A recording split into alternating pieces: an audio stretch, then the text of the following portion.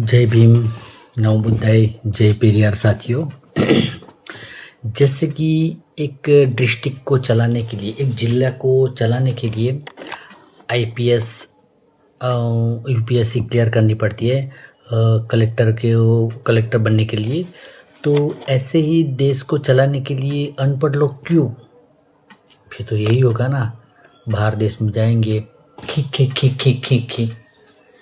तो मेरा सबसे निवेदन है कि अगर आप नेता चुन रहे हो तो एटलीस्ट कुछ पढ़ा लिखा यार। देखो, हमारे देश की क्यों बेइज्जती कर रहे हो? पढ़ा लिखा इंसान जरूरी है देश के लिए। अभी देखो देश की क्या हालत बना के रखी इन्होंने। नहीं इनको कोई लोगों से कोई लेना देना है, बस अपना ही देखते हैं, बाहर घूमते हैं, एंजॉय करते हैं। तुम लोग गैस की लाइन में लगे हो, ऐसे ही चल रहा है।